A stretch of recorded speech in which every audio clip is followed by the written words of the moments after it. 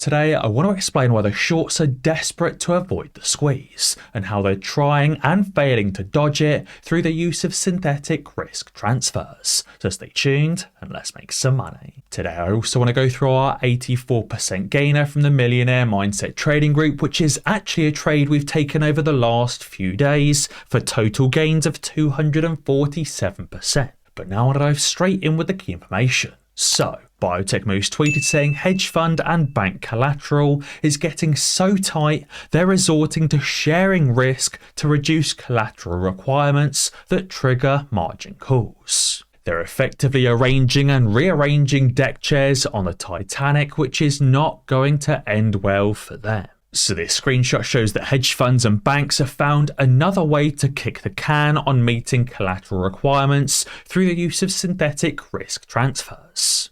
Now, Zero Hedge actually explained what a synthetic risk transfer actually is and how it works. They tweeted saying, if you think the idiocy ended with synthetic CDOs, think again. Behold, synthetic risk transfers. Bailouts guaranteed for all. So this article says DE Short is among hedge funds buying exposure to so-called blind pools of risk sold by banks looking to reduce their regulatory burdens. AK for banks desperately trying to avoid margin calls, they can sell pools of that risk to other people and other hedge funds. It says DE Short is purchasing credit-linked notes sold by banks that transfer the risk to the buyer in exchange for a coupon payment, while keeping the assets on the lender's balance sheet. So AK, the lender gets to keep hold of those synthetic shorts, but they transfer the risk of the synthetic shorts, they transfer the margin calls, they transfer the collateral requirements over to a purchaser or a second hedge fund. It says banks have been pursuing these types of transactions known as synthetic risk transfers as they seek to lower their exposure to loan portfolios or seek to lower their exposure to collateral requirements and reduce the amount of capital they must hold against assets under stricter regulations.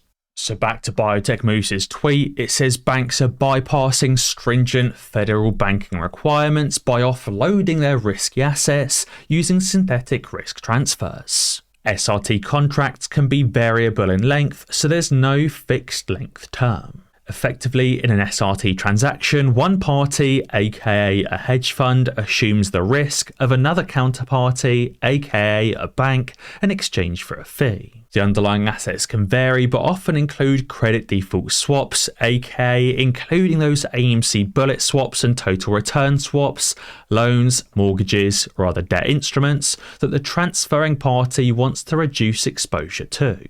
Regardless, the underlying risk and the risk of margin calls remains unchanged, only transferred. So basically, SRT transactions can also be used by a hedge fund to transfer its risk temporarily to others to reduce its collateral requirements to avoid margin calls. But importantly, that risk still remains, the debts must be paid back, the shorts must be closed out of. It effectively just splits the margin calls or splits the collateral requirements between at least 1, 2, maybe 3, 4 or 5 different hedge funds. Now on this note, you'll also remember the Options Clearing Corporation recently proposed a rule to try and waive their own margin calls, or effectively to lower the margin call calculations at times or at points of heightened volatility. As Boss Blunt's eloquently explained, this is a terrible idea because it's like giving a bank robber the decision or the power to waive his own prison sentence. Many of you already sent in comments for this proposed ruling, which really should not be passed for the integrity of markets. Margin calls are there for a reason, to stop the entire system from collapsing and to just allow individual hedge funds or clearing corporations to default instead. By waiving these margin calls or reducing margin call calculations, it basically means that when a period of heightened volatility happens, the entire system will collapse. So I wanted to go through today's 84% gainer on OCEA, which was actually a swing trade over the last few days, which has ran for a total of over 200%. So you can see I alerted everyone saying I was buying OCEA here in the pre-market on this dip here, ready for the pre-market breakout. When the market opened, it got the breakout and continued pushing up most of the day. You can see B locked in 110% gains, Crime Candle locked in 158% gains, and the Sexual Tyrannosaurus locked in 21% gains as well. So if you guys want 100% plus gains, which happen every single day in the Millionaire Mindset Trading Group, be sure to join using the link in the description below. That's obviously because the shorts are desperate to avoid margin calls, and I saw this post from Earnings Whisperer, which I actually thought was really interesting. So this is the screenshot of the chart for SMCI, which is obviously one of those AI semiconductor stocks similar to Nvidia that's been on an absolute tear over the last few months. Only a few months ago, SMCI was trading for $200 to $250 per share, now over $1,000 per share.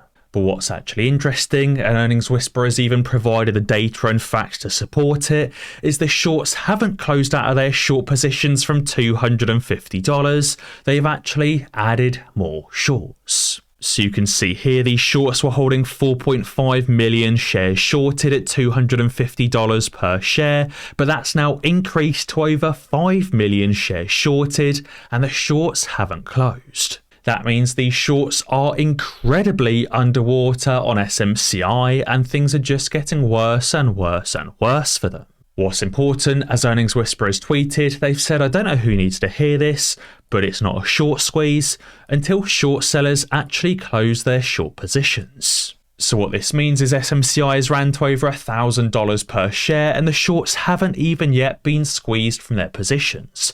Imagine how high SMCI will run when the shorts end up going bankrupt, likely to multiple thousands of dollars per share, and that, I imagine, will also kick off other squeezes across the market too. Like, for example, a squeeze in Nvidia, a squeeze in Tesla, a squeeze in some of those heavily shorted stocks like Coinbase, Affirm, Upstart, Carvana, and many others, and of course, meme stock squeezes. Now, Stonks Batman has also tweeted 2 charts, saying one chart is Dogecoin and the other is AMC, saying I hope Doge hits $1 per coin plus. So you can see here, AMC had its January run up in 2021, then the June run up, and has since been pushed down drastically. Doge also had a run up in January, February 2021, and in May, June 2021 as well, and was also pushed down significantly until the last few weeks. Bitcoin is setting new all-time highs, Dogecoin is likely to follow over the next few weeks and few months, and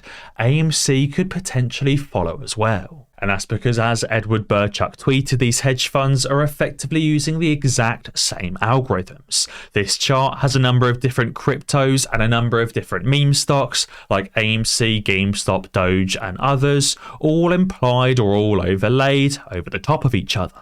This obviously shows the shorts are playing the exact same algorithms, the exact same rule books to manipulate AMC, to manipulate GameStop, to manipulate Dogecoin and others. And at some point, this hedge fund algorithm will inevitably be squeezed. On top of this, Samuel Clemens tweeted saying that he hasn't seen movement on these tokens in a long time. Here we can see a number of AMC tokens and a number of GameStop tokens have been trading this week in February 2024. Not in 2021, not 2022, but right now in 2024, when many of these tokens should have or were outlawed.